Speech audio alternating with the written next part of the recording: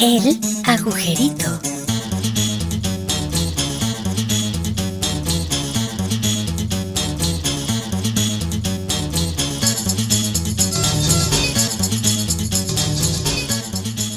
Bienvenido al agujerito número 12, yo soy Santiago Baeza, nos acompaña Miguel Galán en el otro video y a través del audio haciendo una conexión en directo nuestro amigo Paco Díaz. Desde Irak. ¿Cómo desde les Irak, va? Nuestro corresponsal desde Irak.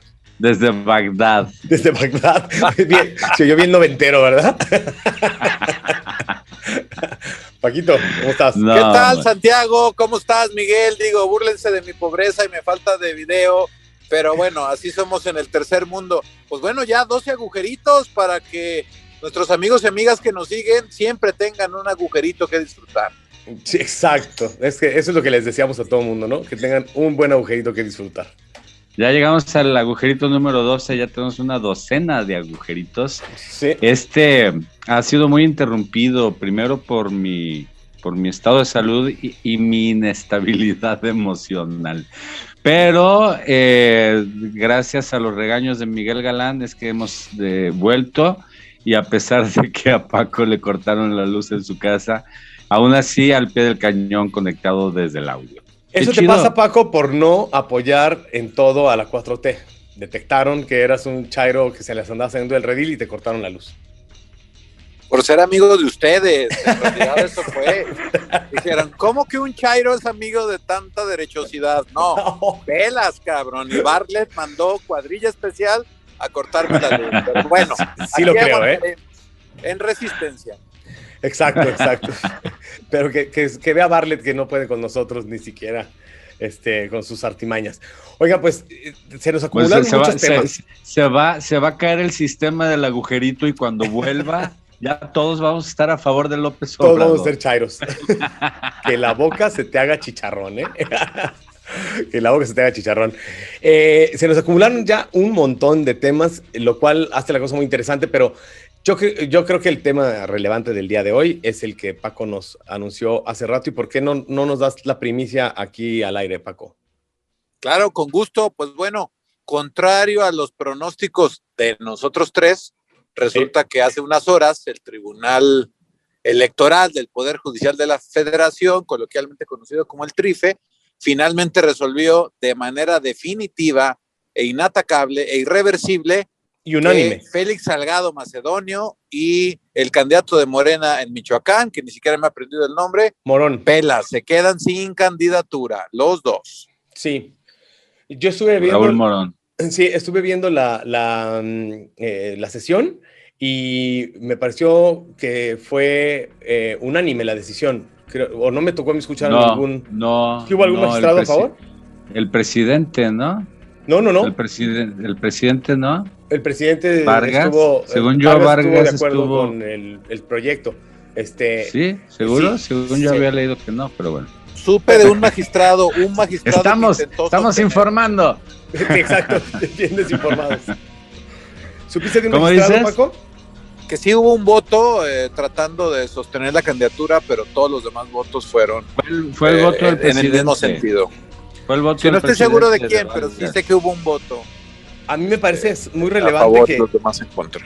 todos los que votaron a favor del proyecto, que era apoyar la resolución del INE, es el proyecto, todos hablaron de dolo, Todos dijeron que no era creíble que no hubiera habido dolo en el accionar de Salgado Macedonio y que se le habían dado 2 oportunidades para que subsanara su actitud de rebeldía y de negación de haber tenido una precandidatura, pero la evidencia se agolpaba y aparte quedaba claro que había habido dolo en sus acciones, pues.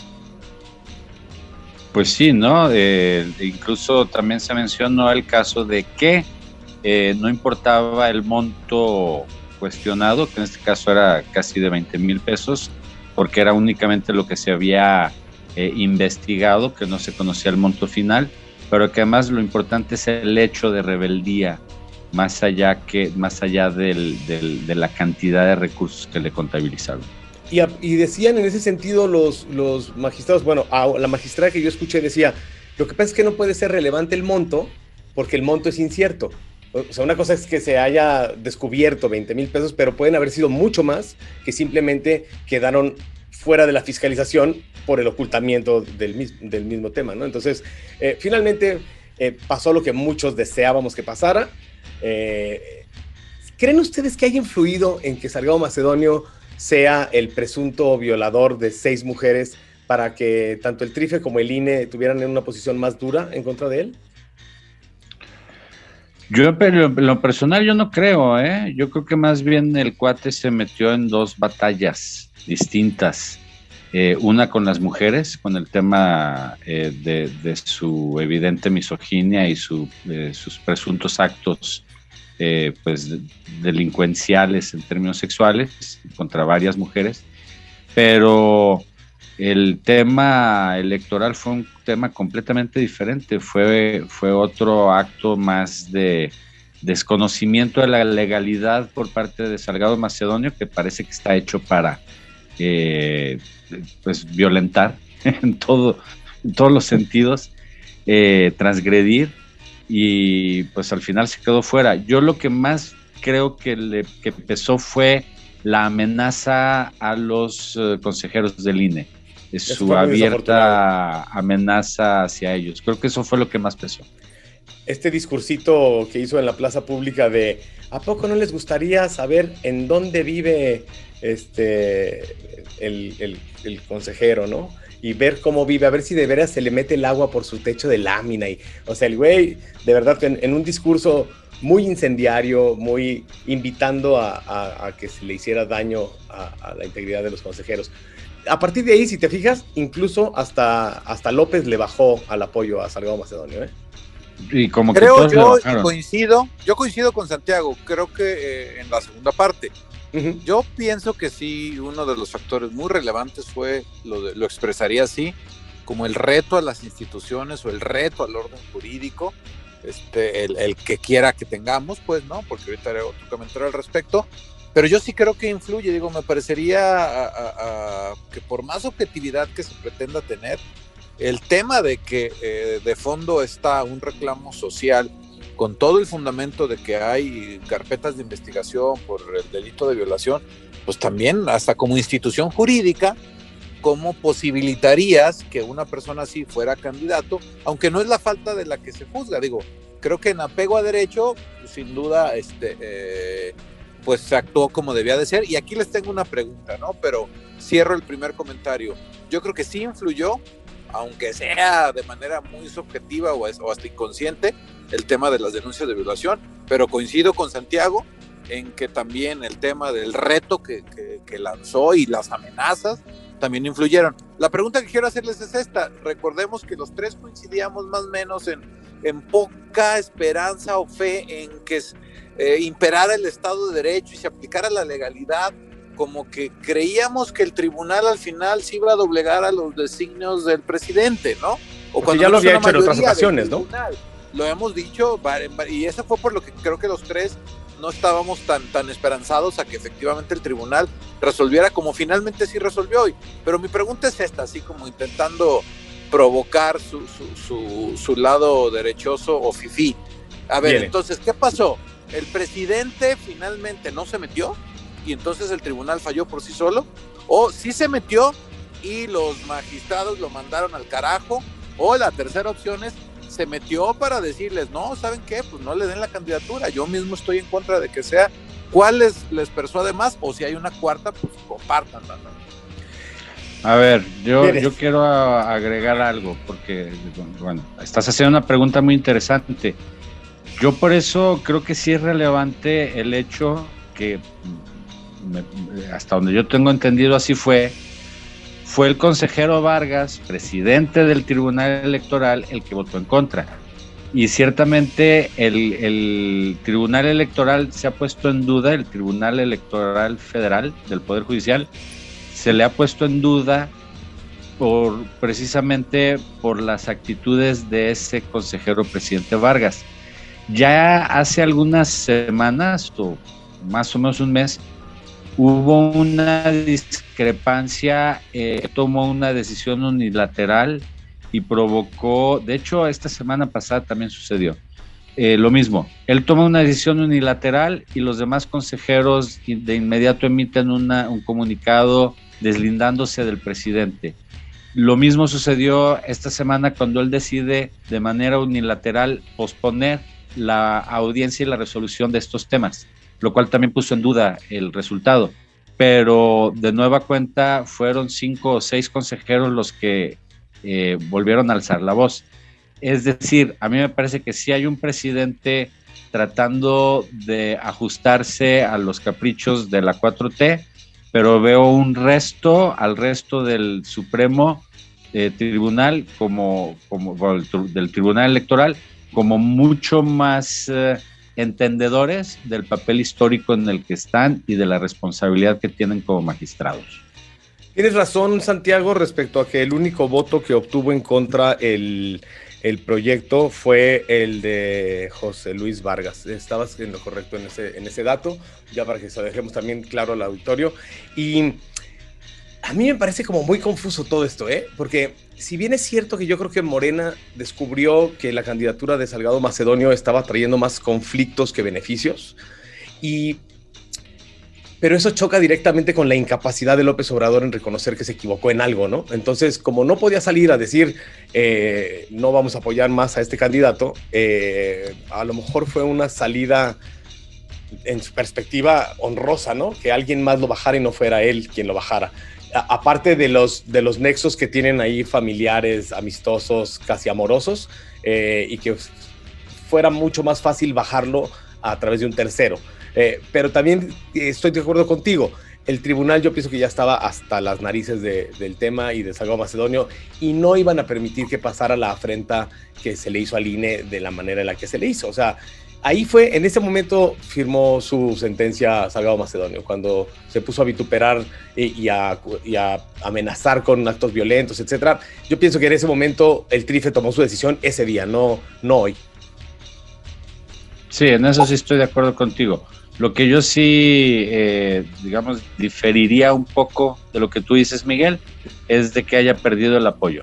En todo momento, hasta el último segundo, Mario Delgado estuvo pegadito Delgado, a Salgado Macedonio, presentaron todos los recursos, que encabezaron una campaña de desprestigio a los consejeros y a la institución. Sí. Bueno, tanto que les iniciaron un proceso tanto a Ciro Murayama como también al presidente, a los dos consejeros, a Lorenzo, se les inició un proceso en la Cámara de Diputados, así de que sí, se les estaban yendo con todo el asador. Y de hecho, declara el día de ayer Mario Delgado que si, no fue Mario Delgado, perdón, Monreal declara ayer que si Morena pierde las elecciones, de inmediato van a hacer una reforma del INE, ¿no?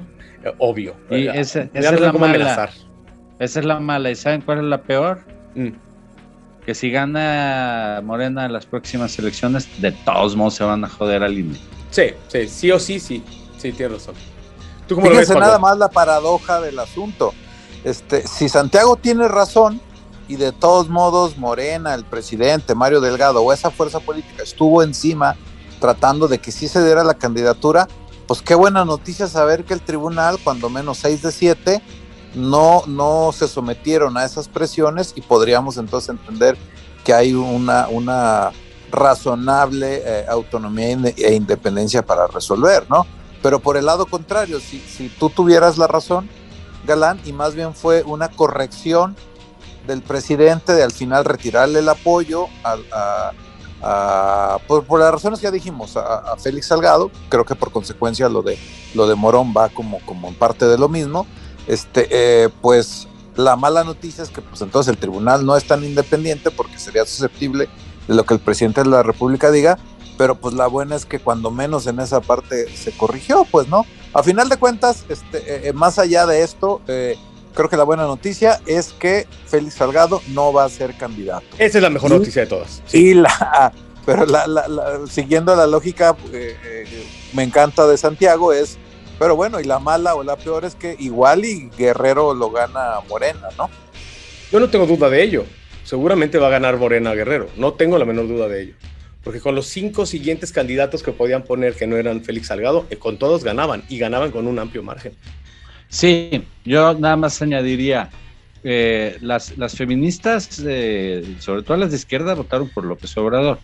Pero Sí. hay feministas que no son de izquierda y no creen en la izquierda y tienen otro concepto del feminismo, pero en general el feminismo fue obradorista hasta que Obrador llegó al poder. Y luego el primer bloque que empezó a cuestionarlo fueron las mujeres. De no haber sido por la pandemia, las mujeres hubieran sido un dolor de cabeza durísimo para la 4T. Lo fueron el Día Internacional de las Mujeres, aquí lo comentamos. La candidatura de Félix Salgado fue una afrenta al feminismo nacional. Yo sí creo que la cantidad de votos que perdió Morena, y es pues, un tanteo, no tengo la capacidad de poder dar cifras, pero yo me imagino que pudiera ser más o menos toda la población de Guerrero la que a nivel nacional decidió quitarle el apoyo. Es decir, al final se quedaron sin Félix Salgado y en su capricho por quererlo imponer perdieron un chingo de votos a nivel nacional. Sí, yo creo que sobre todo de quienes ya venían descontentos. Y Morena se equivoca tan sistemáticamente que me va a dar paso a mi tema, que es la ensaladilla de los errores de Morena de estas últimas 2 semanas, que es una locura. Bueno. Viene. No, nada más para cerrar el tema, o lo vas a quieres cerrar. No, viene, sí, ciérralo. La cereza del pastel. No nada más tumbaron las candidaturas de los aspirantes a gobernador en Michoacán y Guerrero, sino que también el tribunal resolvió palomear la propuesta o el cambio, la reforma que promovió el INE para la sobrerepresentación, ¿verdad? Representación de los partidos. Claro. Entonces, también ahí se achilillaron a Morena, pues Sí. bien chido. Entonces, fue una carambola. El tribunal hizo una carambola ahí de varias bandas muy, muy interesante, junto con el INE, que son las 2 instituciones que están dando la batalla legal en el país en temas electorales. Vamos a hablar de más tribunales, entiendo, y vamos a hablar de más cosas, porque ahorita la batalla ya no es democrática. Eso ya pasó, ya se comieron a la democracia. Oye, pero sí. Lo que la batalla ahora es legal. A mí lo que me parece increíble es que Morena venga con esa solidez manejando el tema de los Salgado Macedonio y luego en una semana se les desmorone todo el castillo de naipes, ¿eh? O sea, ¿es un triunfo para el INE? Sí. ¿Es un triunfo para el TRIFE? Sí. Y es una derrota, pero completita para Morena, por supuesto. Mario Delgado lo ha hecho pésimo. Pésimo, es un pésimo dirigente de partido, la verdad es pésimo. Sí. Pues nada más hay que verlo corriendo a un baño público, a un San Irrenta a esconderse porque sus propios correligionarios lo quieren hacer pinole. Pues es la copia chafa, barata del presidente del PRI, ¿no? Sí. Así es como yo lo percibo, que se la pasa yendo a los estados a designar con su dedo los candidatos y pues en realidad no hace más que ser tapadera, taparrabos del presidente, pues como digamos, pues como el partido oficial, ¿no? Es y con señalamientos muy graves. Es la Secretaría de Acomodo en Puestos de Gobierno. A eso voy, de la 4T.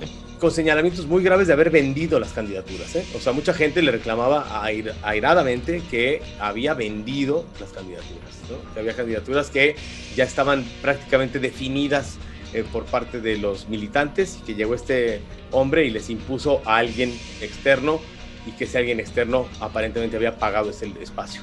Paco, ¿qué nos dices de tu partido? Bueno, hay que confesar que aunque me genera mucha simpatía lo que hace mi presidente, bueno, más que lo que hace, lo que dice, no, siempre hay que intentar de vez en cuando hablar en serio y ponerse juiciosos y pues bueno, siempre coincidiré más con lo que dice o con lo que dice que pretende hacer que con lo que hace, aunque obviamente sé que ustedes nunca coincidirán o rara vez porque más bien ven otras intencionalidades, pues no, pero como que mi partido Morena no, de verdad que no, ahí sí, eso no puedo no lo has abrazado, dejarlo pasar, digo, jamás. ¿La afrenta? he militado, ni colaborado con Morena, ni mucho menos. Pero bueno, el tema es, me regreso poquitito, bueno, me quedo con la que dice Santiago, pues a final de cuentas, si el tribunal está demostrando por mayoría eso, aunque el presidente del tribunal pueda estar todavía subordinado, bueno, pues entonces un triunfo para el Estado de Derecho y para la democracia, más con esa la cereza en el pastel, que efectivamente, ya lo decíamos antes, eso es verdaderamente relevante y de sobra por todo lo que viene después, ¿no? Y de Morena, bueno, tú ahorita nos presentarás la ensalada, pero precisamente como partido en la historia, digo, en todos los años que yo llevo observando el sistema partidista de México, de verdad nunca había visto un partido, ni siquiera el PRI como partido oficial en sus peores o mejores épocas, según como lo quieran ustedes observar, tenía grados tan bajos de institucionalidad, ¿no? De una discrecionalidad, un desaseo en un montón de cosas, pues, ¿no? O sea, no sé, bueno, pero eso sí es como de repente como de no creerse, pero bueno, claro que lo creemos porque lo vemos todos los días, pero pues ¿qué hemos estado viendo en las semanas con Morena, Galán? Ahora, no les descompuso el poder, ¿eh? Hay que ser bien claros. Morena venía descompuesto desde nacimiento. Recuerden que antes de tocar poder ya traían ahí una rebatinga y Jacob Polensky ya venía señalada hasta de comerse a los niños de sus compañeros. Era ya una cosa de una violencia interna pocas veces vista para un partido que todavía no era gobierno, ¿no? Y ahora que han gobernado, pues sí, el desgaste ha sido terrible y hay muchísimas guerras internas. Haz de cuenta que es el hijo bastardo del PRD y el PRI, ¿no? Con estas corrientes del PRD que eran tan reacias y tan brutales entre ellos, pero luego con esa institucionalidad tan promiscua y tan corrupta del PRI, pues, ¿no? El hijo bastardo que además nació deforme. Pero muy deforme, ¿no? O sea, muy deforme. Pues este hijo bastardo deforme, que le llaman Morena, esta semana la tuvo de locura, pero antes que irnos a la parte divertida, yo sí quisiera hablar de un tema que es grave, muy grave, ¿no? En esta semana, un menor de edad, un chico de 15 años, fue abusado sexualmente por un diputado federal en Puebla, de Morena. Esto sucedió en la Ciudad de México, pero el diputado es por Puebla. Escuchen el audio de este chico y es, de verdad, el relato es imposible dudar su veracidad, pero aparte es desgarrador desde mi punto de vista. Me prometió que me iba a meter a la UAP, que entraría a un curso de inglés, que me enseñaría a manejar, que me iba a convertir en su secretario personal. Cuéntame hasta cuándo llegan a hospedarse a ese hotel. En la Cámara de Diputados lo que estuve haciendo era llevar papeles de un lado para otro, hacer depósitos, hacer pagos, nada más era lo que hacía. Pasamos a un Oxxo, me hizo mi recarga porque le dije que necesitaba estar comunicados con mis papás. Me hizo una recarga y compré un refresco. Me tomo el refresco, pero sabía amargo. Amargo. Ya de ahí, después de que tomé el refresco, le digo que ya no podía. Me intentaba parar, me sentía muy mareado. Él me había avisado que iba a rentar 2 habitaciones, una para cada quien. En el momento cuando llegamos a la habitación, nada más renta una con una cama. En ese momento me sentí extraño porque iba a rentar las 2, no una. Pero ya me sentía mal, ya estaba mal. Nada más llegué, me acosté y ya no me pude levantar. Llego, me acuesto, el diputado se mete al baño. Cuando sale el diputado Saúl Huerta Morena, sale totalmente desnudo y se acuesta en mi lado derecho. En ese momento agarró y él empezó como a caminar en la cama. Agarró y me bajó mi pantalón hasta las rodillas. Empezó a hacer manipulación con mi pene y agarraba mi mano y la ponía en su pene. Hacía movimientos de arriba para abajo. Estuvo como 10 minutos en eso. Me intentaba arrimar, me intentaba gritar, no podía. De lo que estuve intentando pude voltearme. Cuando me volteo, él me vuelve a empujar para que me quedara de nuevo acostado, viendo hacia arriba. Veo que se para y ahora sí se sube encima de mí y mis piernas quedan en medio de sus piernas. En ese momento agarra saliva, la pone en su pene y mi pene lo coloca directamente en su recto y empieza a hacer movimientos de arriba para abajo. Agarré y estuvo 5 minutos, como 5 minutos en esa posición. Ya que se quitó, yo me quedé dormido, ya no supe nada. A las 4:53 me levanto y reacciono. Recuerdo todo lo que pasó, recuerdo todo lo que había hecho. Decidí salirme de esa habitación, que era lo adecuado. Luego entré al baño, hice pipí, eché todas mis cosas a mi maleta y ya cuando iba a salir, el diputado Saúl Huerta se paró y me obstruyó la salida. No me dejaba salir. Estuve 50 minutos ahí esperando a que me dejara salir. A fuerza me daba dinero, pero yo no lo recibía. Yo le decía, yo no quiero dinero, yo lo que quiero es justicia. No me dejaba salir, hasta que le dije, bueno, yo no voy a decir nada, nada más déjeme salir, ya me quiero ir de aquí. Ya fue como me dejó salir. A las 5:50 yo ya estaba fuera del hotel. Le marqué a mi mamá. En ese momento me dice mi mamá, no, pues busca una patrulla. Le platiqué todo, me dice busca una patrulla. Caminé, encontré una patrulla. Luego llegué con los oficiales, me dieron el apoyo. Volvimos a subir a la habitación. Estuvimos tocando, no salió. Ya cuando sale y ve a los policías, luego quiere cerrar. Los policías retienen la puerta, no lo dejan cerrar y dice, es que estoy desnudo, déjenme cambiarme. Ahí se esperaron. A mí me bajaron, estuve en la patrulla, estuvimos esperándonos. A las 6:33 fue cuando lo bajaron y lo subieron a la patrulla. A las 7 llego a la fiscalía, en oficinas, y ya de ahí estuve todo el día. ¿Qué te decía cuando estaba encima de ti? Nada más me acuerdo que me decía, más rápido hijo, más rápido. Pero yo ya no podía. Ya no estaba ni bien de mi cabeza. ¿Intentaste gritar? Intentaba gritar, intentaba hablar para que se quitara. No me hacía caso. ¿Cuánto te ofreció para quedarte callado? Nada más me dijo, toma este dinero, toma. Y yo te doy más dinero la próxima semana. Y te voy pagando, pero no digas nada. ¿Cómo te atendieron en la fiscalía? ¿Te creyeron? No me creían. Simplemente cuando llegué con el policía y le avisé, no me creía, no me querían ayudar. Ya hasta que le repetí, le dije que le pasaba a mi mamá y todo, fue cuando me creyó, pero no me creía. ¿Cómo te hace sentir que no te crean que fuiste abusado?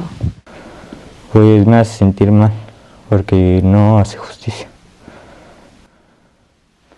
¿Te dieron apoyo psicológico? No. ¿Te pasaron con un médico legista? Hasta... ¿Dirías tú que el candidato Saúl Huerta te violó? Sí. Este hombre, después de haberle hecho todo esto que escucharon a este niño, a este adolescente, pongámoslo en esos términos, ¿no? A este adolescente, se atreve a salir y desmentirlo. En un intento de extorsión y chantaje, se me acusó falsamente de haber cometido abuso en contra de un menor de edad.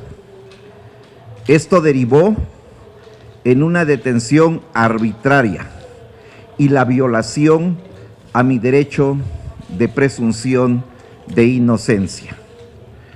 Es importante aclarar que tras mi detención se procedió a hacer los respectivos exámenes periciales a la presunta víctima, en donde se evidenció que no fue objeto de ninguna agresión, al no existir evidencia pericial alguna, por lo que se determinó dejarme en libertad toda vez que no incurrí en alguna conducta delictiva. Quiero mencionar que además de ser diputado federal, soy abogado de profesión y que desde un inicio tuve la disposición para aclarar el tema ante las autoridades competentes. En ningún momento recurrí a mi fuero, que está contenido en la Constitución y la Ley Orgánica del Congreso en su artículo 11, párrafo 3, el cual señala que no podrán ser detenidos ni ejercitarse en su contra la acción penal. Continuaré pendiente del proceso que se siga por las investigaciones que de este asunto se deriven. Soy inocente y estoy seguro que la verdad saldrá a la luz. Y después, la mamá brillantemente grabó una conversación con este hombre. Llévalo como médico, no le hice absolutamente nada. Yo le suplico, de favor, ayúdeme. Me va a Pues mire usted, yo le pedí ayuda y yo pensé que usted era buena persona. Soy buena persona, yo estoy contento de todo. Mire, la otra opción es que ahorita yo voy para México y hablamos allá. Y usted me entrega bien a mi hijo. Yo voy para México. No, mire. Y no, es que no puedo quedarme así tranquila. Mire, yo voy para México, lo hablamos allá y usted me entrega a mi hijo bien. Usted sabe que es un delito, un acoso sexual cuando el niño tiene 15 años. Yo tuve el error de habérselo prestado. Porque pero no yo... en la delegación, pero no en la delegación. Entonces, ¿dónde lo veo, diputado? Aquí en el hotel donde estoy. Ay. Sí. Con lo que usted me diga, fuera de acá. Pero llegamos a un acuerdo económico. Yo se lo suplico, sí. Yo se lo voy a pagar con creces. No me destruyan. No, imagínese, usted me dice no me destruye y usted quería destruir a mi hijo. No, yo no le hice nada, señora. Se lo juro que no le hice nada. Se lo juro. Sí. Y si no puede preguntar. Mire, yo lo tenía en buen concepto, diputado. Hombre, si no hubiera grabado esa conversación, Moreno hubiera tenido todos los argumentos para creerle otra vez al abusador, ¿no? Creerle al violador. Afortunadamente con esa llamada, pues queda evidenciado qué clase de persona es, ¿no? Es de verdad un ser humano detestable, deleznable. Ahora ya sabemos que ha habido otros muchos casos de chavitos de los cuales abusó, con todos con la misma mecánica de darles unas gotitas en alguna bebida para que se sientan así, imposibilitados de defensa. Y bueno, al final del día, Morena tarda 3 o 4 días y hoy la Comisión Nacional de Honor y Justicia, que de honorable no tiene nada y de justa menos, hoy le retira de manera temporal, ojo, de manera temporal, sus derechos dentro del partido y están pensándose si iniciar un juicio de desafuero. Cuando fundamos el partido, López Obrador pidió que lo cuidáramos para que no se convirtiera en un partido como los demás. Y a juzgar por las reacciones de algunos, como el coordinador de los diputados, hay un cierre de filas al estilo priista. Esto no se puede circunscribir a la vida privada. No se puede decir que como no lo hizo como diputado, no tiene ninguna consecuencia cuando hemos enarbolado una bandera de moralización de la vida pública que implica, entre otras cosas, que gente decente llegue a los cargos. Hay ahí varias cosas que nos hacen ya dudar mucho del diputado. No tenemos que esperarnos a que el proceso llegue al fin para hacer un juicio de tipo político. Por ejemplo, él dijo que lo estaban extorsionando. La grabación que se hizo pública muestra que quien estaba ofreciendo dinero era él, por lo que todo su relato se cae ya. Lo más grave, Héctor, no es que sea un diputado de Morena y que no se le vaya a retirar, porque fue un periodo por el que fue electo, la gente no sabía, etc. Lo más grave es que sea candidato de Morena y nadie diga que lo va a quitar. ¿Por qué? porque Mario Delgado hizo un acuerdo para llegar a la presidencia de Morena con todos los diputados vigentes de que iban a repetir. Y no es el único caso. Hay otros que tienen orden de aprehensión vigente, Héctor, como Francisco Javier Borrego. Ahí sí no podría decir el coordinador, no somos autoridades ministeriales. La autoridad ya expidió una orden de aprehensión y sin embargo el partido los lleva en la ola López Obradorista, aprovechándose de la legitimidad del presidente. Lo que yo digo es, ¿cuál es la diferencia? Y les hago la pregunta abierta a ustedes dos.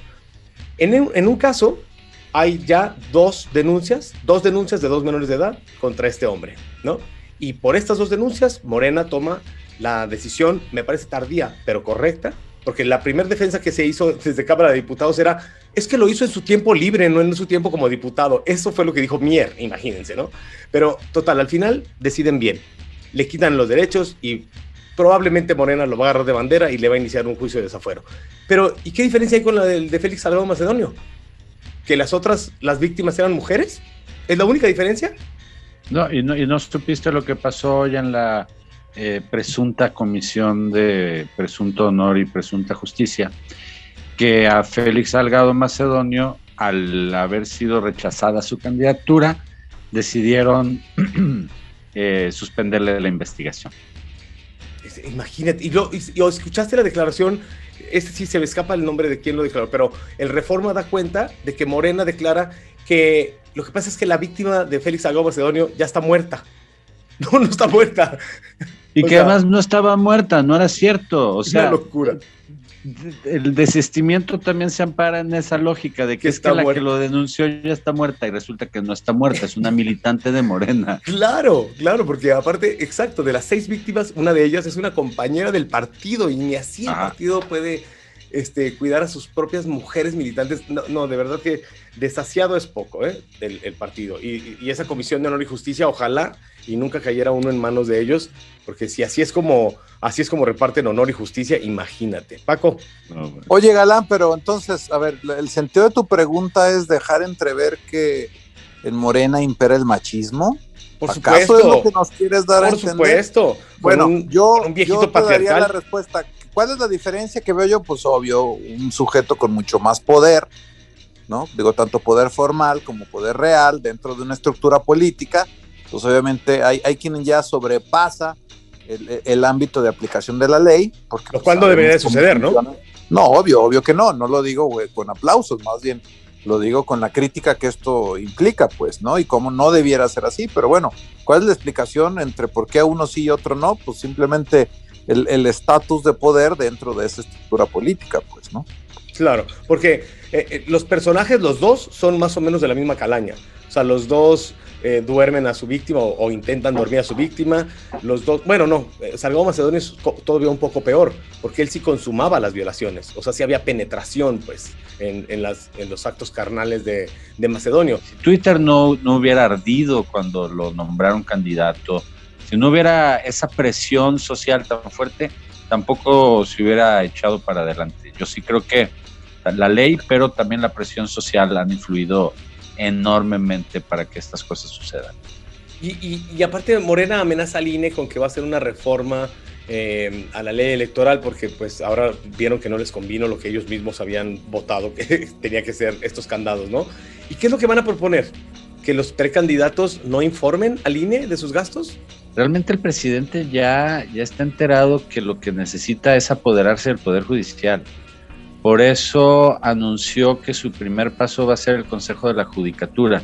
Exacto. Porque desde ahí ya se nombran a todos los demás. Es el área que reparte los cargos, ¿no? Entonces, lo mismo pienso yo que querrá hacer del INE, ¿no? No importa con qué reglas rehagan el INE, eso es lo de menos. Lo importante es quiénes van a ser sus consejeros que le avale sus desmadres. Yo creo que más bien va por ahí. Y es terrible que haya prostituido a la Suprema Corte de Justicia, que ya la esté corrompiendo, pues, y que esté poniendo encima la idea.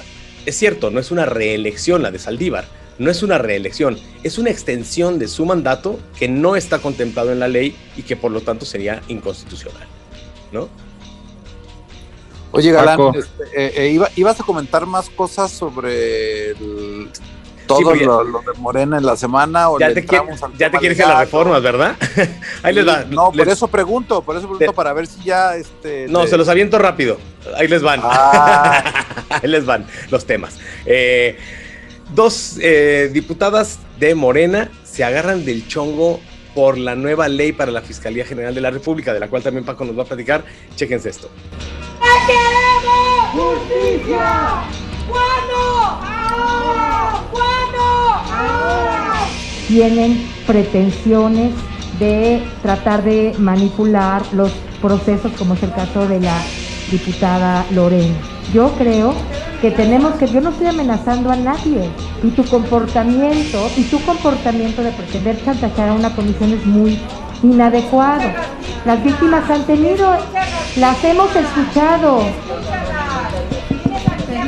Compañeras, están prohibidos los diálogos. Les voy a pedir Hemos escuchado, que escuchemos a la diputada y Huerta. seguiremos escuchando todo el tiempo, como ya lo dijo el diputado Saúl.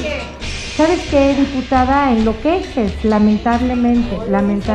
Traicionar a las víctimas es no representar sus exigencias. Eso es lo que es traición para las víctimas. Eso es lo que es traición para las víctimas. Y aquí están con sus mantas que hicieron ellas, en donde se menciona que los derechos de las víctimas están siendo vulnerados. Eso es traicionar. Y esa posición que tienen ustedes es la de no tomarlas en cuenta como siempre lo han hecho. Oigan, pero en este desaseo que traían también los diputados, fíjense, bueno, no solo los diputados, también las senadoras y senadores. Esta senadora se pone a platicarnos de qué manera el presidente viola la ley y está tratando de intervenir en las elecciones, y ella así no lo platica. Real nos dijo a la senadora Antonia Cárdenas y a una servidora que les hiciéramos este comunicado, que al presidente le interesa mucho, en este caso comentó los estados de Jalisco y Nuevo León. Bueno, todos los creo que estás en el chat de todo el Senado de la República, están senadores de todos los grupos parlamentarios y tu mensaje está dirigido solamente al grupo parlamentario de Morena. Yo creo que ese mensaje podrías transmitirlo en otro espacio. Ah, sí, tienes razón. Y en el canal del Congreso también. Exactamente, a través del canal del Congreso.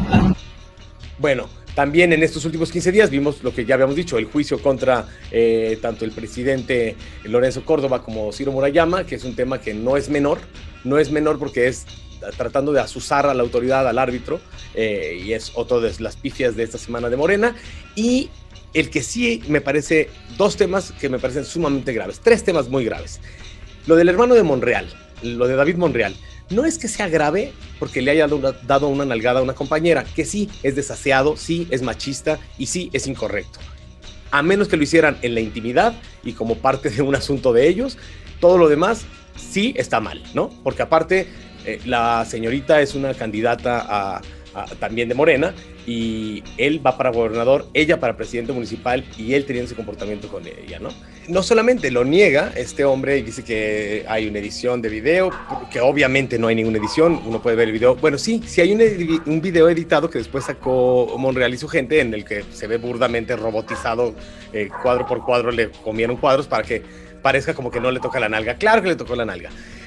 Después, ante la evidencia, como que su hermano mayor lo regañó, y entonces ya sale y ya acepta que sí, va a mejorar y va a portarse bien, y mamá, soy Paquito, no haré travesuras. Pero lo que queda evidenciado es la clase de deshonestidad que vive en la cabeza de los morenos. Lo primero que hacen es, al igual que su presidente, decir que nada es cierto, aunque lo estemos viendo todos. Oye, como Clara Luz.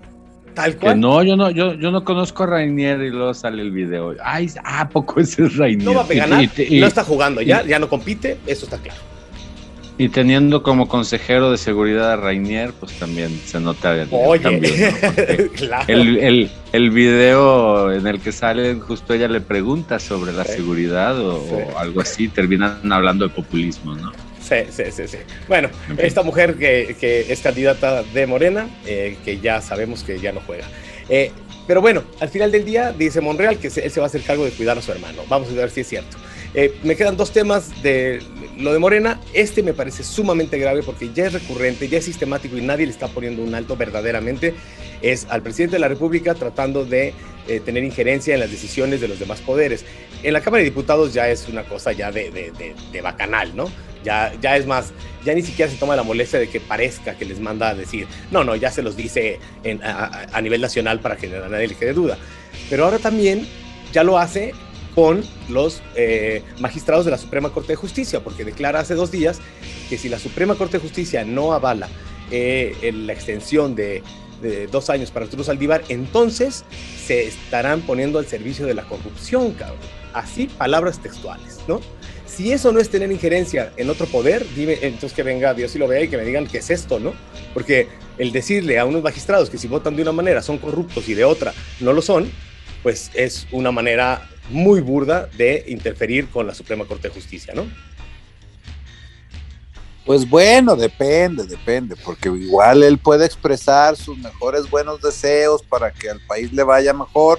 No puede. Y ya, nomás falta con que lo ignoren y ya, digo, eso sería lo lógico, pues, ¿no? No, esto que todavía estamos padeciendo, de que estos institutos supuestamente encargados de garantizar la democracia,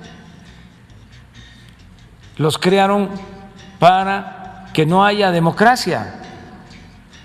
Para eso crearon el INE, el Tribunal Electoral. Es una paradoja, es una contradicción. Los órganos que deberían de velar por la realización de elecciones limpias, libres, son los que más obstruyen, los que más obstaculizan el que el pueblo pueda elegir libremente a sus autoridades. Si hay un candidato mal portado, pues el ciudadano va a decidir. Es lo de Guerrero que lo mencionas. Yo creo que fue un asunto injusto el que le quitaran la candidatura a Félix Salgado Macedonio. Más antidemocrático y anticonstitucional. Y además, tramposo. ¿Ustedes creen que estos consejeros, lo vuelvo a repetir, estos magistrados, defienden la democracia? No, aunque parezca increíble, son enemigos de la democracia. No quieren la democracia. Esos organismos los crearon para eso, para que no haya democracia. No, ya, en serio, pues claro, que en cualquier país del mundo, pues eso se consideraría una violenta intromisión y una violación a la división de poderes, ¿no? Digo, hablándolo a las claras, pues, ¿no? Pero, bueno, tampoco todo se ajusta a la realidad que mi cabecita de algodón quiera que se construya, digo, ya ahorita hablaremos de los temas legales, pero... De acuerdo. Ejemplo, ¿no? Pero la intentona es jodida, pues, ¿no? O sea, es abaratar más a las instituciones. La Suprema Corte, que se había mantenido más o menos ahí, no raspada por las otras presidencias, tanto la de Peña como la de Calderón, como la de Fox, al final del día, quienes nos daban las felicidades era la Suprema, ¿no? Que iba fallando casi siempre de una manera muy coherente y muy respetable, y este hombre le está metiendo una manoseada a la Suprema Corte que ya parece señorita de Sullivan, pues, ¿no? Mi último tema, el ridículo terrible que va y hace López Obrador y que por poco y no va y no hace, porque aparte ni siquiera fue bueno para cancelar la mañanera. Fue invitado por Biden a esta cumbre mundial por el medio ambiente, por la reducción de los gases de efecto invernadero. Rusia, por ejemplo, que había estado contraponiéndose con Biden en muchos temas y que habían estado medio beligerantes ahí, escupiéndose uno al otro. La cumbre fue buen pretexto para que salieran bien hermanados, con buenas propuestas los dos países. Estados Unidos está hablando de que en 4 años va a reducir en 50% sus emisiones de gases de efecto invernadero. En general fue una cumbre muy exitosa. Biden se vuelve a notar un gran triunfo, no solamente con lo de las vacunas, que lo ha hecho extraordinariamente bien, sino ahora también con la cumbre. Pero el que tenía que ir a hacer la de idiota fue obviamente López Obrador, que va y se pone a hablar de sembrando vidas, algo que ya le habían dicho en la semana que ni lo mencionara porque no lo iban a pelar.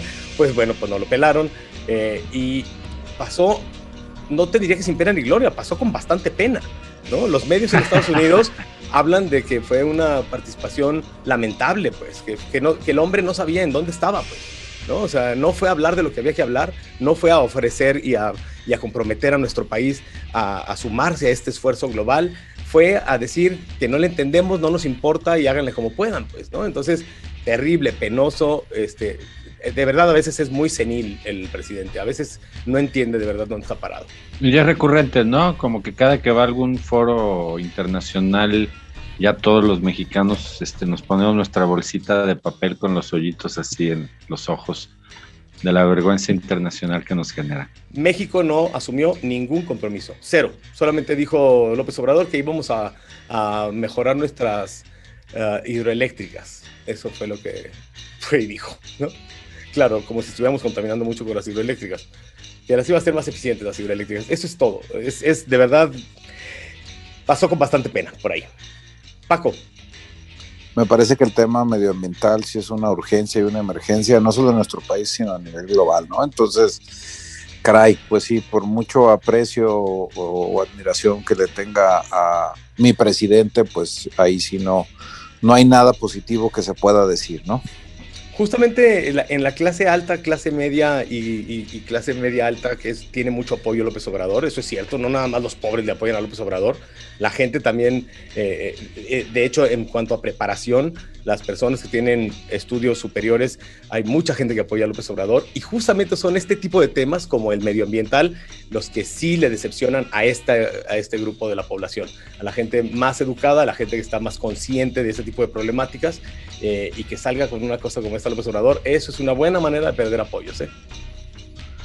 Sí, bueno, y aquí en este programa se han mencionado otros tantos más, ¿no? Cuando hemos hablado de las reivindicaciones de la lucha feminista o de las luchas de mujeres, es otro tema también. Y bueno, para entrarle a la ensalada de asuntos legales, bueno, en los últimos días se tuvieron toda una serie de propuestas y más bien de reformas ya aprobadas a varias leyes. Mencionaré cuando menos 4, si alguna se me pasa, Galano, Santiago, pues me ayudan porfas a complementar, pues, pero seguro. Pues ya se mencionaba el tema de la nueva ley para la fiscalía, ya cuando menos también se habló sobre la que después termina conociéndose con la ley Saldívar, digo, precisamente por la deformación que implica la aprobación del transitorio, del que ahorita podremos detallar, también la ley de hidrocarburos, ¿no?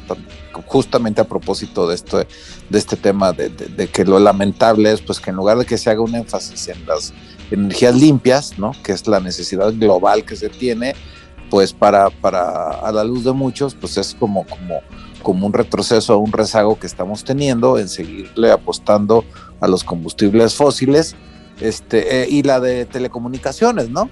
Que ahí el escándalo es específicamente intento de registro, bueno, no intento, pues esta modificación legal que vuelve obligatorio registrar los datos biométricos de todos los usuarios de telefonía celular, ¿no? Con el riesgo que esto implica, pero bueno. Y que estaría vigente, ¿no? En este momento estaría vigente. Sí, de hecho, pues a menos que tú tramites tu amparo, te otorguen la suspensión, pues, no tienes de otra, pues, ¿no? Claro. Pero vaya, quiero dar primero una óptica global y luego ya si quieren desmenuzamos cada una de ellas, pues, por ¿no? favor. Un dato de contexto, ¿ustedes cuál presidente de Salinas de Gortari a la fecha creen que haya sido el presidente que más veces modificó la Constitución mexicana? Debe haber sido Enrique Peña Nieto, ¿no? Exacto. Contrario a lo que muchos pensarían, que Carlos Salinas de Gortari fue un gran reformador, porque obviamente se hicieron un montón de modificaciones de nivel constitucional, la tendencia es que el presidente más reciente, antes de López Obrador, de Peña Nieto, fue el que más veces modificó la Constitución. Pero pues lo hizo a través del Pacto por México, apoyado por diferentes partidos políticos, que fue lo que logró que se pudieran hacer reformas. Que se supone que es una idea perredista, ¿no? Bueno, PRD, PAN y PRI. Sí, pero que la idea nace en el PRD y el PRD es el quien empieza a invitar a los demás, ¿no? Se supone. Así lo platica el PRD. El tema, y por eso quise recuperar el dato histórico, es que nuestra Constitución cada vez tiene más reformas, ¿no? ¿Y por qué cito la reforma? Pareciera que cada presidente se propone modificar todavía más la Constitución, pues, ¿no? Porque también, si se comparan, aún los que menos, fíjense, del periodo que refería Ernesto Zedillo, fue el que menos la modificó, ¿no? Pero bueno, incluido Fox, incluido Calderón, por supuesto, ya se mencionó, el dato es correcto, como Santiago lo describe, Peña Nieto es el que más modificó, y probablemente Andrés Manuel López Obrador la modifique todavía más, sobre todo con estos amagues que de repente hace, pues, ¿no? Pero ¿por qué cito el dato constitucional? Porque en mi opinión, bueno, y no solo mía, de varios analistas, doctrinistas de ciencia jurídica y demás, pues una reforma constitucional obligadamente implica un cambio de toda una serie de leyes, ¿no? Y a su vez todo movimiento o intención de cambio de política pues implica tener un sustento en el régimen legal, ¿no? Entonces es evidente a dónde quiero llegar con esta primera visión panorámica, pues, ¿no? Que un presidente que pretende ser transformador pues tiene que modificar todo un montón de leyes, pues, ¿no? De reglamentaciones, de derivados de la Constitución, etcétera, por decirlos de alguna forma, pero particularmente en este caso, repito algo que ya he dicho en otros programas, pues como que dónde queda la consejería jurídica de la presidencia o los asesores que debiera tener un presidente de la nación, como para que sí se revisen antes las cosas. Y cito la primera de las leyes que mencioné, que el propio subsecretario de Derechos Humanos, Alejandro Encinas, sea uno de los principales y primeros críticos de la reforma que se le está haciendo a la ley orgánica de la Fiscalía General, porque él mismo la considera un retroceso en términos de cumplimiento de obligaciones de derechos humanos y de protección de víctimas y de las obligaciones que en la versión anterior tenía la ley de la Fiscalía frente a las víctimas, incluso hasta en temas tan graves como asunto muy lamentable de la búsqueda de personas. Vaya, estoy hablando de las desapariciones forzadas, hasta en eso hay un retroceso, pero ojo con esto, como un servidor público de prácticamente el más alto nivel, ¿no? La Secretaría de Gobernación, concretamente de la Subsecretaría de Derechos Humanos, es el primero, o bueno, uno de los primeros, pero con una crítica que yo considero muy fundada, precisamente lo que está aprobando el legislativo por iniciativas que vienen impulsadas por la presidencia. Ahora sí que es de no entenderse, pues, ¿no? Y bueno, pues solo menciono dos para no abundar tanto, yo solo la palabra, ahorita lo interactuamos seguro, pero con esto que termina llamándose la ley Saldívar, se echa por los suelos un esfuerzo de muchos años que aparentemente se venía construyendo, pues una gran reforma con intenciones de un calado importante en modificar el sistema de cosas en el Poder Judicial de la Federación, ¿no? Porque se hablaba pues de dar un paso grande en términos de la equidad de género al interior del Poder Judicial. Se hablaba también de erradicar toda práctica de nepotismo, o la mayor parte de esto. Se hablaba de en general tener un marco jurídico de actuación que pudiera, vaya, fíjense la paradoja, darle más autonomía al propio Poder Judicial y mayor garantía de poder cumplir con su función jurisdiccional, ¿no? Y termina siendo un artículo transitorio el que ahora le extiende el mandato al presidente de la Suprema Corte, y que, bueno, pues aunque él diga que él no estaba enterado y que de cierta forma, pues él solo va o piensa cumplir por el mandato que fue electo. Al mismo tiempo también dice pues que va a esperar a ver qué resuelve el propio pleno de la Suprema Corte para ver si este transitorio es que, si se desdice, por ¿verdad? ¿Qué lo metieron y de dónde salió? Ahí sí es lo que, por más reformas, y con esto concluyo, que se hayan hecho antes, lo que nunca se había visto es una cosa tan inexplicable, inentendible, en cuál es la verdadera direccionalidad, o qué es lo que está motivando, o qué es precisa, o sea, pareciera un diálogo de sordos en las reformas que se están dando, y eso que nomás hemos mencionado dos, ¿no? Ahorita que ustedes abunden en el tema de telecomunicaciones y hidrocarburos, también está como de inexplicable, inentendible, absurdo, retrocesos, bueno, ya no sé qué adjetivos usar. Digo, es tanto que Alejandro Encinas le llama el regreso a la PGR, ¿no? Tal cual, o sea, así de retrógrada ve esta reforma a la Fiscalía, que la compara con un regreso a la Procuraduría, pues, ¿no? A lo que era antes la PGR, con todas las problemáticas que sabíamos que tenía. Lo que es más grave es que, y que queda muy claro, es sí hay una indefensión para las víctimas, de por sí ha sido histórica, incluso con ahora que era Fiscalía, las víctimas seguían quedando con profundas indefensiones. Pues bueno, ahora, pero en este momento era ilegal que las víctimas quedaran indefensas, ¿no? Ahora parece que con esta reforma libera a los ministerios públicos de cualquier responsabilidad con la víctima, y eso, pues sí, claro, sí es un retroceso grave y no esperado. Y lo que mencionabas del transitorio 13, ese que se metió de último momento, que no sabía Saldívar, a otro perro con ese hueso. Oigan, y de todas las reformas que ha promovido la Cuarta Transformación, que han sido muchísimas, ¿hay alguna en la que ustedes estén de acuerdo, que digan, esta reforma sí tiene algo la del outsourcing? En la del outsourcing yo estoy 100% de acuerdo, 100% de acuerdo. Bien. Y creo que es muy aseada, por cierto. Paco. Sí, sería una de las primeras que me viene a la mente. Bueno, y no nomás en el tema del outsourcing, en la legislación laboral hay otras reformas también que me parece que son adecuadas. De ahí en demás, bueno, es que es una pregunta. La del cannabis un poco, ¿no? Pero no, pues ya ves que al final se termina mucho, No, porque cada vez la dejan más jodida, cabrón. Pues sí. Nos ofrecieron un mundo de marihuana feliz y libre, y ya ahorita ya vamos en que si te duele un chingo la cabeza y tienes cáncer, vas a poder tomar una pastilla que viene de CBD, pero nada más, güey. O sea, entonces, no caminó Morena para donde dijo que iba a caminar esa ley. No, mira, yo quiero hacer un comentario por eso de la pregunta, porque me parece muy interesante, Santiago. Sí, es bueno. Yo podría coincidir con varios de los argumentos bajo los que se promueven las reformas, todos, ¿no? O sea, y a eso me refiero cuando digo que coincido con muchas de las cosas que dice el presidente, pero casi con ninguna de las que termina haciendo, o él, o el gabinete, o la estructura del gobierno federal, pues, ¿no? Pero en la reforma legal me pasa exactamente lo mismo, ¿no?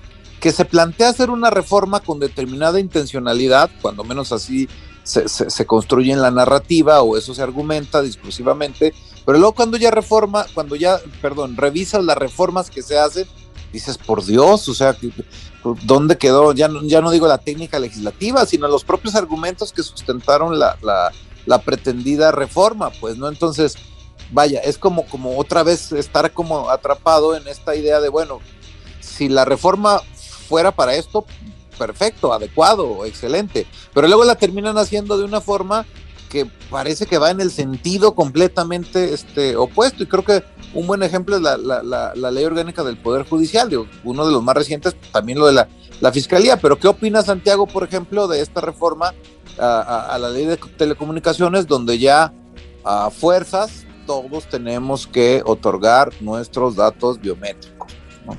Pues un poco lo mismo de lo que tú mencionas, porque a final de cuentas es un argumento en el cual se sustenta este cambio a la ley de telecomunicaciones y radiodifusión, en la que pues básicamente se está determinando que hay que entregar datos digitales y biométricos a las empresas a las que adquirimos nuestros teléfonos celulares para que nos tengan plenamente identificados y esta información pase a formar parte del gobierno.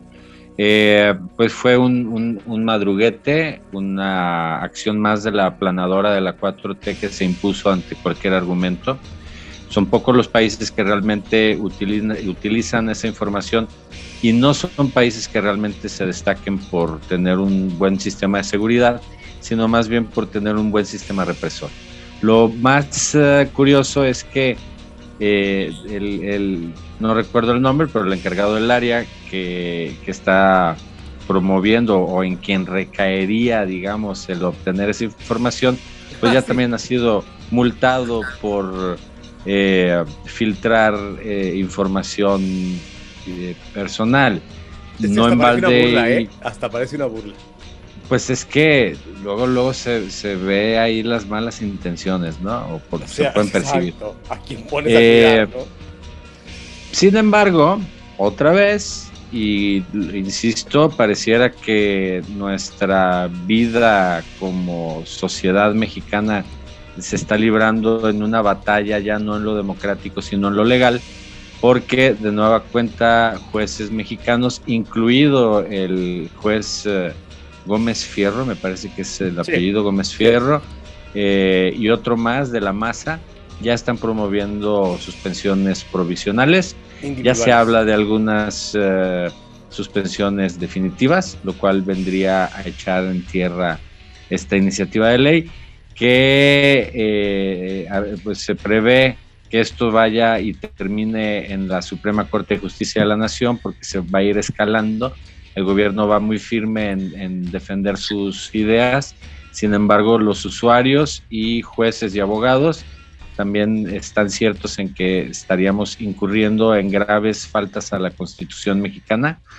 Se habla de varios artículos, no son 2 o 3, son como 4 o 5. Podría yo ahorita mencionar así de golpe el 1 y el 16, que son de los que me acuerdo. Pero bueno, se habla de muchos más. El caso es que ahora, para, digamos, darle un toque más de telenovela al asunto, el propio Instituto Nacional del INAI de Acceso a la Información, que también es otra de las áreas que ha venido combatiendo la 4T en este estira y afloja para irse apropiando de todos los órganos de control y de poder en el Estado federal, en el gobierno federal, y el INAI de forma unánime decide promover la inconstitucionalidad de esta ley. Entonces, bueno, una ley más que va a terminar en los tribunales y que, dada la tendencia que tiene la 4T cuando una ley cae en un tribunal, pues como que siempre termina perdiendo la 4T. Por alguna razón son muy descabellados sus cambios a las leyes, que terminan al final trastocando la constitucionalidad de sus redacciones. Oye, eres muy generoso al llamarles, ¿cómo dijiste? ¿Cómo les dijiste? No desasiadas a sus... Bueno, es que son verdaderos disparates, Santiago, pero no solamente son disparates. Aparte de disparates, es que si tú vas a presentar una reforma como esta, que pretende hacer el registro de 120 millones de líneas celulares, 120 hay en nuestro país, ¿no? El INE tardó años en poder crear el padrón electoral, pero estos inventados creen que se van a aventar el padrón en 2 años. Ya desde ahí es de un ridículo, bueno, de botarse la risa. ¿Con qué? ¿Con qué dinero? Aparte no le dotan de presupuesto. O sea, es sin presupuesto. Ustedes, empresas de telefonía celular, háganme este registro que yo quiero, les doy 2 años. Ustedes van a ser las garantes de tener esos datos en su poder y no se les tiene que salir de control el asunto. No, es que es estupidez tras estupidez, pero no solo eso. La presentan y no ofrecen una sola prueba. No hay una sola prueba, de que ese registro de alguna manera podría mejorar la situación de seguridad en el país. No hay una sola prueba, no hay una sola evidencia. No está basado en un caso de éxito en algún otro país. No, porque aparte de los países a los cuales nos estamos comparando, ese grupo selecto del que tú hablas, ese club de los brillantes pensantes que se hicieron de algo similar a este registro, son países como Venezuela, a ver, cualquier cosa en donde esté Venezuela, sabes que ahí no debes de estar. China, Arabia Saudita, Emiratos Árabes Unidos, ese es el grupo de países que Mozambique, Zambia, de ese nivel, ¿no? Ahí es a donde nos quiere llevar López Obrador con este tipo de reformas. Pues bueno, yo me reservé poquitito porque en la lógica que planteaba de cómo teniendo una intencionalidad terminan haciendo algo completamente distinto o deformado, en la ley de hidrocarburos encuentro como que ahí sí está muy claro que hay una clara, valga la redundancia, una notoria ausencia a lo que ya decíamos, ¿no? Impulsar con ganas el viraje de tipo de energéticos y bueno, pero se entiende que es porque estamos hablando de la ley de hidrocarburos y la intencionalidad podría coincidir pues con que sí se necesita tener soberanía energética, ¿no? En una política o en la geopolítica, aunque bueno, esa intencionalidad sí, pero no de la forma en la que se plantea. Pero en la de telecomunicaciones, ahí sí, yo de verdad no, ni siquiera un argumento razonable. Tú ya le llamaste disparates, Santiago fue más amable, pero a mí me parece un absurdo, o sea, realmente una cosa de una perversidad tremenda que ni siquiera alcanzamos a entender, o de una estupidez supina de cómo, o sea, ¿de verdad crees que porque creas y vaya, si llegaras a lograrlo como con todos los retos que eso implica, ya lo describiste, ¿no? Pero de verdad, si tienes el registro de todas las líneas de celular con los datos biométricos, entonces ya, ¡pum!, acabaste con los delitos de extorsión telefónica y con los secuestros. Por Dios, nomás pasen a cualquier plaza de la tecnología y van a ver de lo que es capaz cualquier muchacho que trabaja en un mostrador de esos, o sea, como para saber qué, o sea, no, con una ignorancia tremenda, pues, ¿no? Ya yéndome a algo mucho más simplista, digo, lo que dices es un buen análisis, pues, ¿no? Pero si la intencionalidad de modificar la ley de telecomunicaciones para lograr tener un padrón nacional de usuarios es para hacer esto, no, por Dios, o sea, no nomás quién los asesora en los temas legales, peor aún, quién los asesora en los temas de tecnológicos o quién los asesora en los temas de seguridad, pues, no digo, para donde voltees, en este caso sí es una ley que de verdad, ojalá y que la propia resistencia que está mostrando el INAI en el sentido de procurar, porque precisamente el INAI también no nomás es con el acceso a la información, sino también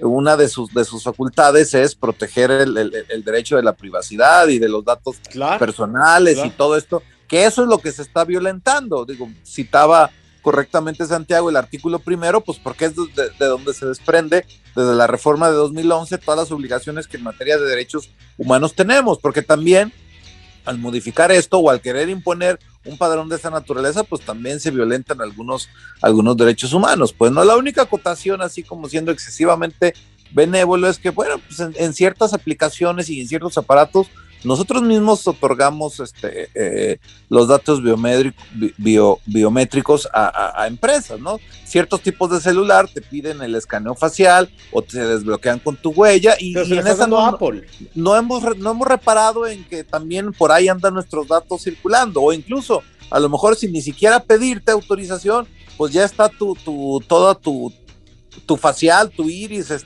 escaneado. Digo, riesgos de la tecnología, pues, ¿no?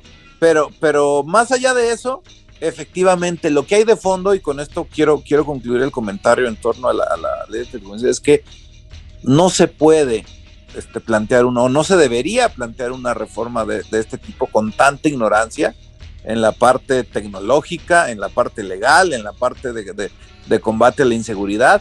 Y lo que está muy de fondo es que pues nadie le queremos dar nuestros datos a un padrón porque nadie confía ni en las instituciones, ni en el gobierno, ni en nada, pues, ¿no? Lo que está de fondo es, pues, ¿por qué nos da temor y por qué no queremos? Por eso citaba el caso de cómo a las compañías tecnológicas, voluntario o involuntariamente, sí les damos nuestros datos, pues, ¿no? ¿Sabes cuál es la diferencia, Paco?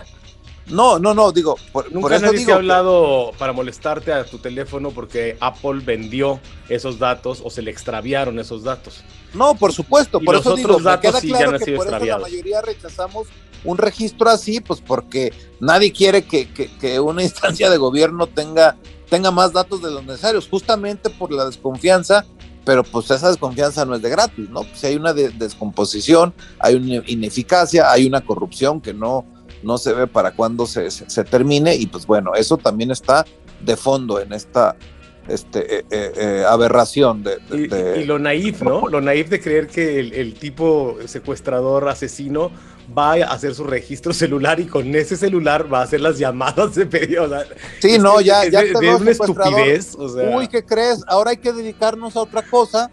Digo, ya no voy a poder secuestrar a nadie. ¿Cómo le vamos a hacer? No puedo hacer extorsión porque ahora sí voy a poner un puesto de frutas mejor, ¿no? Porque ya no puedo. Ahora vamos a dedicarnos a robar celulares para poderlos vender al crimen organizado para que puedan seguir haciendo sus tranzas. A ver, y los narcotraficantes hoy no traen un Telcel ni un AT&T de México, traen teléfonos satelitales. Bueno, desde toda la vida han traído satelitales porque no son rastreables, por favor. No sea ridículo el presidente y su gente. Parece que de verdad no le entienden nada. A ver, mal pensado como suelo ser, yo conecto esta historia de espías, ¿no? Con una situación que sucedió hace tiempo cuando el gobierno de la 4T exigió al Instituto Nacional Electoral que entregara toda la información al gobierno de todo el padrón electoral con todos los datos que tiene. Y que el INE le dijo ni madres. A mí me da la impresión de que como no pudieron por ahí, ahora están buscando un pretexto para registrar a cuanto cabrón tenga celular. ¿Para qué? Bueno, perdón, somos incluyentes. Cabrona o cabrón tenga celular. Yo a este gobierno muy interesado en conseguir esa información a como del lugar. Queda un minuto, pues yo ya con eso me despido. Nos despedimos. Bueno, muchas gracias, aunque no nos veamos. Bueno, más les recuerdo que nos pasó de noche que ya las instituciones bancarias, por mandato de ley y por reforma, a fuerzas te obligan a que uses tus datos biométricos